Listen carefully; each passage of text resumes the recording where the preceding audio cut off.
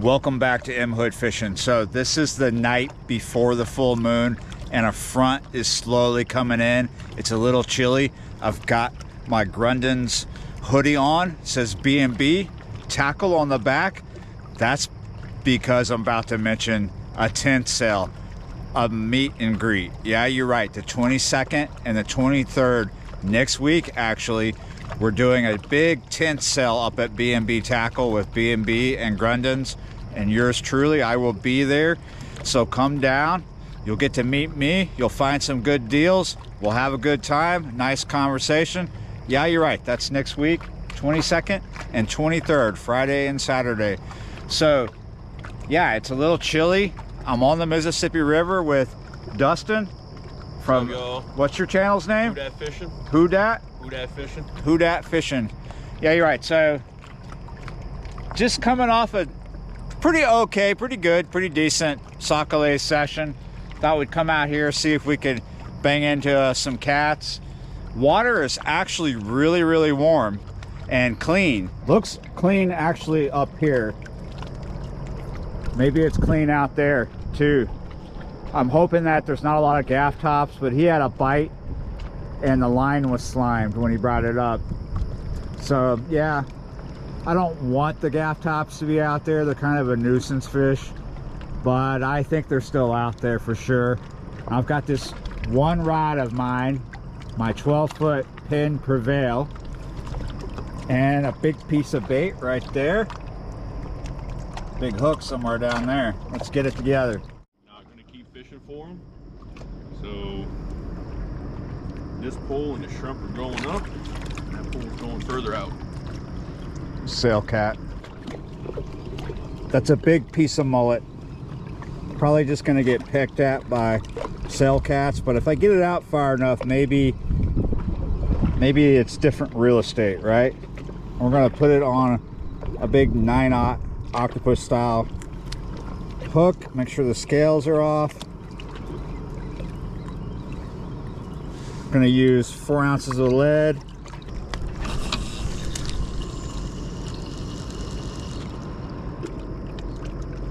Still waiting for the drift. It's drifting pretty good. Even with 4 ounces of lead, there's still a strong current here. Oh, there we go. We just hit the bottom. Felt like a bite too. Just put this down with the rock and the log. I'm using a big spin fisher reel.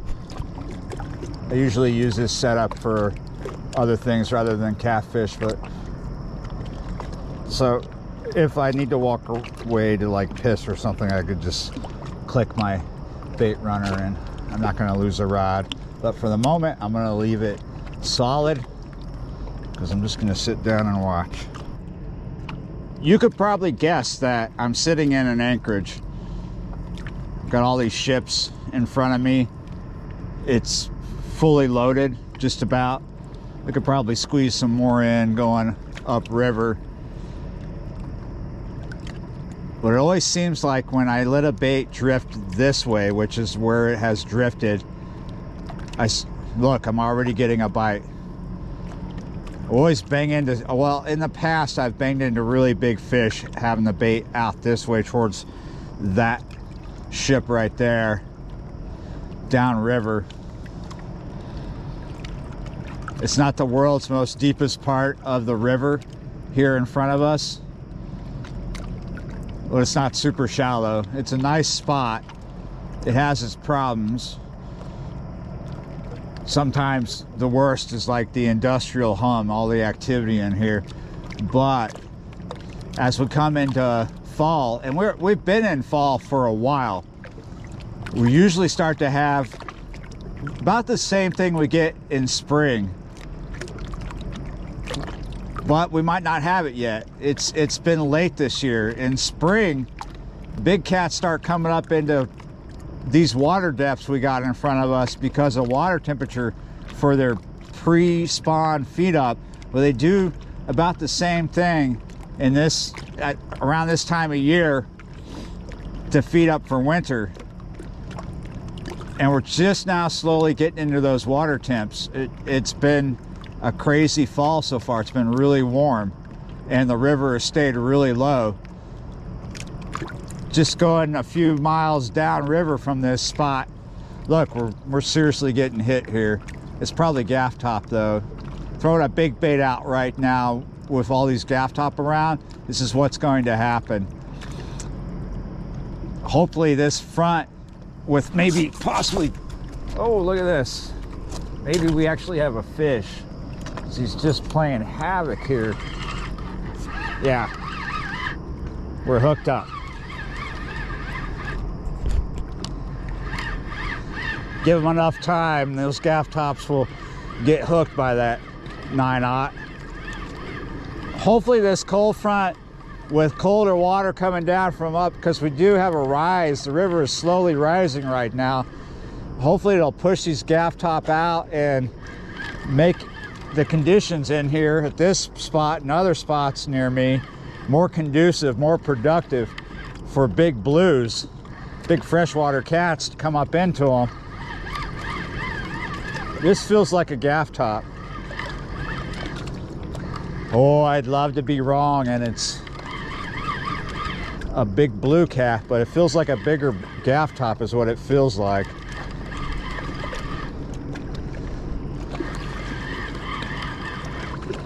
That's exactly what it is. Let me swing him up in here.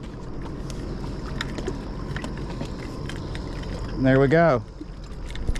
Big gaff top. All right, I'm done. All right. They're gonna hurt my feelings tonight, man. I just don't like sitting around just catching these. If I'm gonna come to the river, I want to catch something other than this, but it is what it is. You could go just a little bit upriver to some different holes.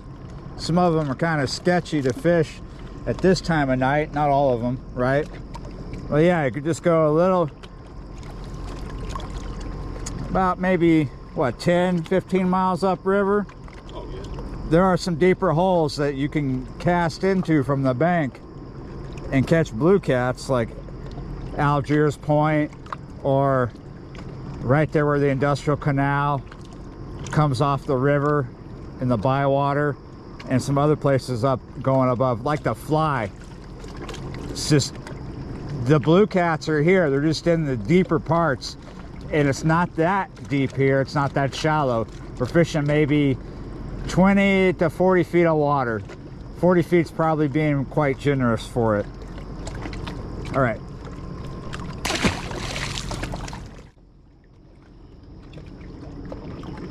So with my second cast, I noticed a problem. And there's another problem that I noticed before my first cast. But first I have to get to the problem with the line. Okay. Looks like we're just about there. I'm not sure if you're going to be able to see, but see how this line is frayed right in here? I don't know if this was caused by the issue with the rod that I discovered when I got down to this spot.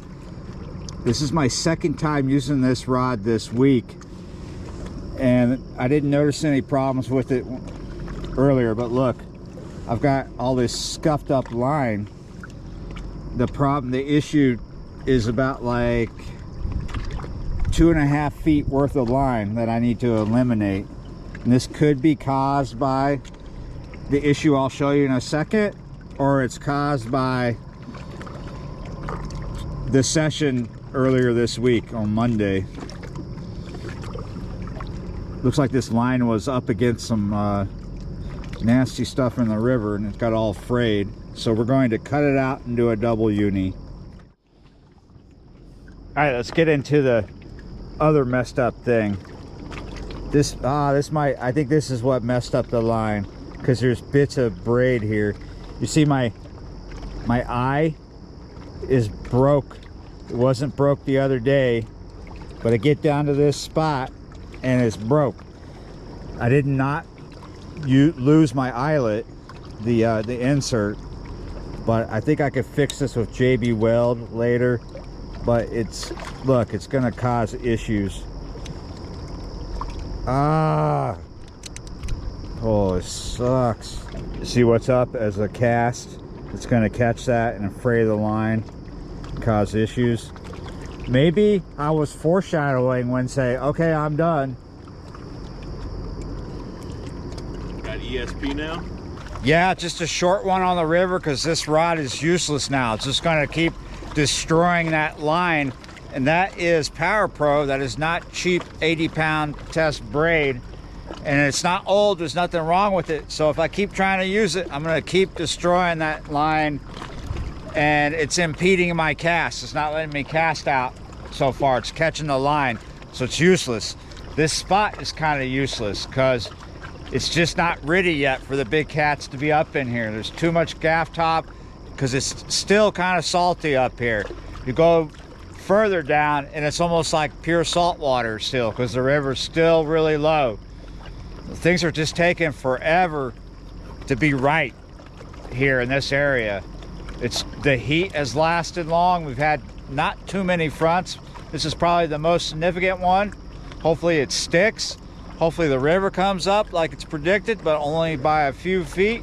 But maybe that's enough to make it good. And I'm gonna try and fix this rod, but I've got other 12 footers I can bring out as well. So I'm in kind of a bad mood, but I'm in a good mood. I had a decent sac-a-lait session before this, so it's not all a bad night, but sometimes you come out to fish and something major happens and your equipment is just rendered useless, or it's just, yeah, useless. So thanks for watching, liking, sharing, commenting, subscribing, being a member of the channel, and yeah, I'll see you next time.